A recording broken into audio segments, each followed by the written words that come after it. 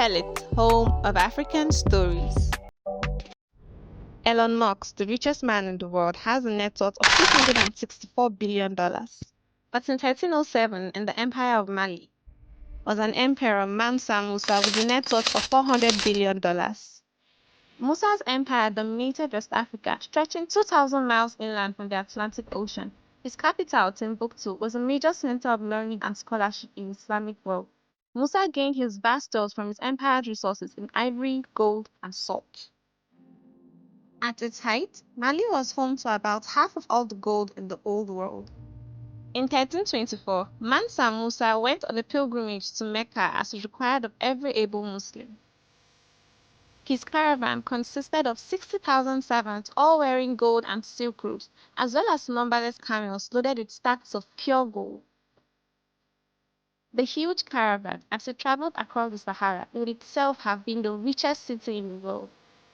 When Musa's caravan passed through Cairo, Egypt, they freely gave away so much gold that it caused devastating inflation. The ensuing depression lasted 10 years and caused about $1.5 billion in losses across the Middle East. Hundreds of years has passed, and Africa has blossomed into a continent filled with art, innovation, and lots more.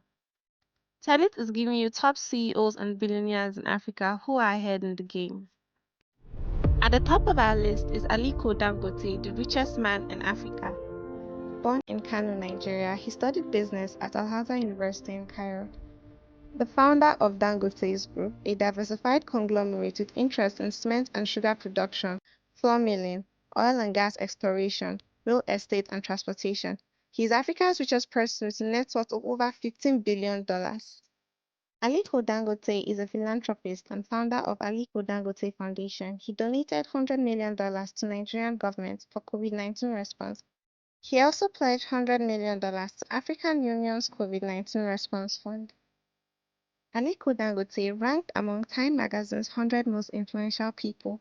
He also received Nigerian National Honor of the Grand Commander of the Order of Nigeria.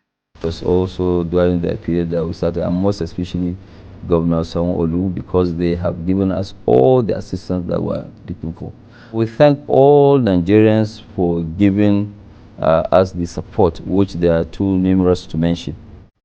Next on our list is Patrice Motsepe. Born in Soweto, South Africa, he studied law at the University of Witwatersrand and became the first black partner of Bowman Gilfillan law firm.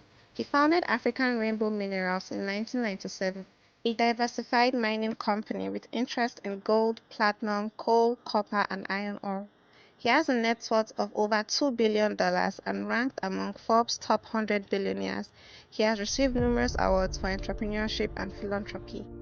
He is the founder of Motsepe Foundation and donated $100 million to South African government for education and healthcare. He supports various charitable initiatives through ARM. We have to stay the course. If you look at India, I've got many friends that I meet with in Davos every year. They run the biggest companies in India. And there's a huge amount of excitement about what Modi is doing.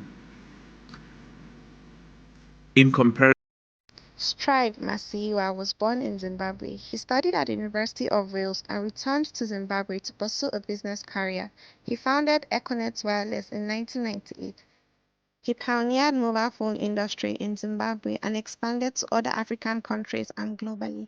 He has a net worth of over $1 billion and ranked among Forbes' top 100 billionaires. He is the founder of Capernaum Trust and supports orphaned and vulnerable children. He has also donated to various charitable initiatives. We should never have fear. We should never have fear. We should be wise, but we should never have fear. So I never think in terms of the lion's den or anything like that, because that should be wrong. I am the lion. It's not the other way around. I have never found a place on the earth where I cannot tread. The other side should be the one that fear you. Okay. So sometimes we forget who we are. Okay, so I've never been in that place where I had to fear somebody. It only meant perhaps that I hadn't prayed sufficient. Next up, we have Johan Rupert. Born in South Africa, he studied at the University of Stellenbosch and joined the family business, Rembrandt's Group. He took over as the CEO of Rembrandt's Group in 1984 and diversified into luxury goods with Richemont. He acquired brands like Cartier, Mont Blanc, and Dunhill. He has a net worth of over $5 billion and ranked among Forbes' top 100 billionaires. He supports education and conservation efforts, founded the Rembrandt Foundation, and donates to various charitable organizations. No, or I don't know, and I'll find out. And so I don't think you can do that when you run the country. How much time does he have?